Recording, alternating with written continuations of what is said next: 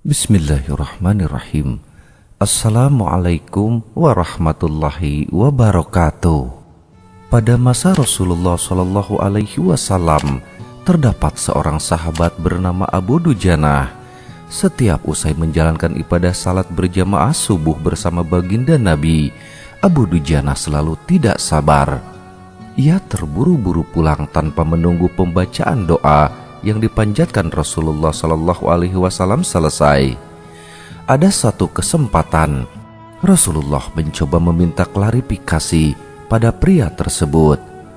"Hai, apakah kamu ini tidak punya permintaan yang perlu kamu sampaikan pada Allah sehingga kamu tidak pernah menungguku selesai berdoa? Kenapa kamu buru-buru pulang begitu? Ada apa?" tanya Nabi Shallallahu Alaihi Wasallam. Abu Dujanah menjawab, Rasulullah, kami punya satu alasan." "Apa alasanmu?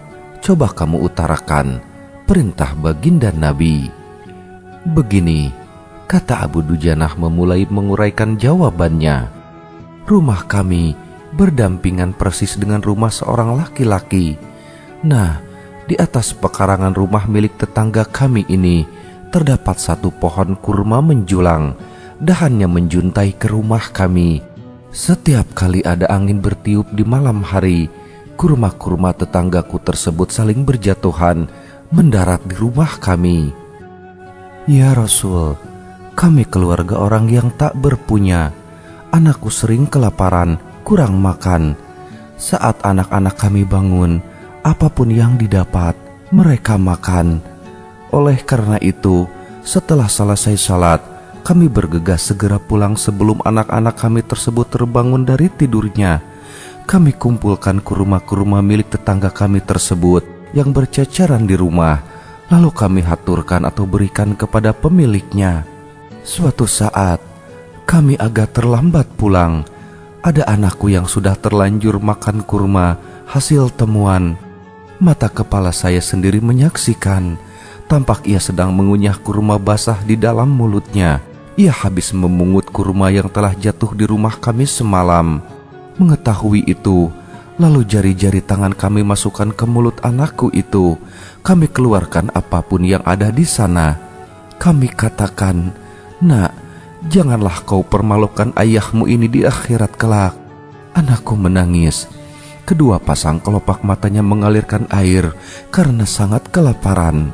Wahai baginda Nabi, kami katakan kembali kepada anakku itu, 'Hingga nyawamu lepas pun, aku tidak akan rela meninggalkan harta haram dalam perutmu. Seluruh isi perut yang haram itu akan aku keluarkan dan akan aku kembalikan bersama kurma-kurma yang lain kepada pemiliknya yang berhak.' Pandangan mata Rasulullah Shallallahu Alaihi Wasallam sontak berkaca-kaca. Lalu butiran air mata mulianya berderai begitu deras. Baginda Rasulullah Muhammad Sallallahu Alaihi Wasallam mencoba mencari tahu siapa sebenarnya pemilik pohon kurma yang dimaksud Abu Dujanah. Abu Dujanah pun kemudian menjelaskan, pohon kurma tersebut adalah milik seorang laki-laki munafik.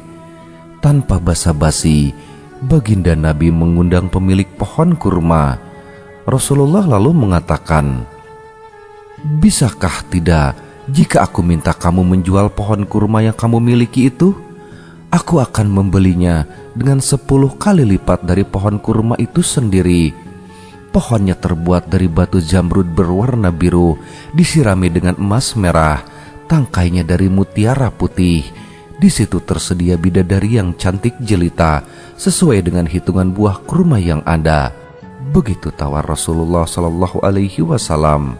Pria yang dikenal sebagai orang munafik ini lantas menjawab dengan tegas, "Saya tak pernah berdagang dengan memakai sistem jatuh tempo. Saya tidak mau menjual apapun kecuali dengan uang kontan dan tidak pakai janji kapan-kapan." Tiba-tiba Abu Bakar As-Siddiq radhiyallahu anhu datang, lantas berkata, "Ya sudah, aku beli dengan 10 kali lipat dari tumbuhan kurma milik Pak Pulan yang paritasnya tidak ada di kota ini, atau lebih bagus jenisnya." Si munafik berkata kegirangan, "Iya, sudah aku jual." Abu Bakar menyahut, "Bagus, aku beli." Setelah sepakat, Abu Bakar menyerahkan pohon kurma kepada Abu Dujanah seketika. Rasulullah Shallallahu Alaihi Wasallam kemudian bersabda, "Hai Abu Bakar, aku yang menanggung gantinya untukmu." Mendengar sabda Nabi ini, Abu Bakar bergembira bukan main. Begitu pula Abu Dujanah. Sedangkan si munafik berlalu, ia berjalan mendatangi istrinya, lalu mengisahkan kisah yang baru saja terjadi. "Aku telah mendapat untung banyak hari ini. Aku dapat 10 pohon kurma yang lebih bagus. Padahal kurma yang aku jual itu masih tetap berada di pekarangan rumahku. Aku tetap yang akan memakannya lebih dahulu, dan buah-buahnya pun tidak akan pernah aku berikan kepada tetangga kita itu sedikit pun." Malamnya, saat si munafik tidur dan bangun di pagi harinya, tiba-tiba pohon kurma yang ia miliki berpindah posisi menjadi berdiri di atas tanah milik Abu Dujanah. Dan seolah-olah tak pernah sekalipun tampak pohon tersebut tumbuh di atas tanah si munafik. Tempat asal pohon itu tumbuh rata dengan tanah.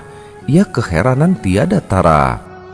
Dalam kisah ini dapat kita ambil pelajaran betapa hati-hatinya sahabat Rasulullah tersebut dalam menjaga diri dan keluarganya dari makanan harta haram.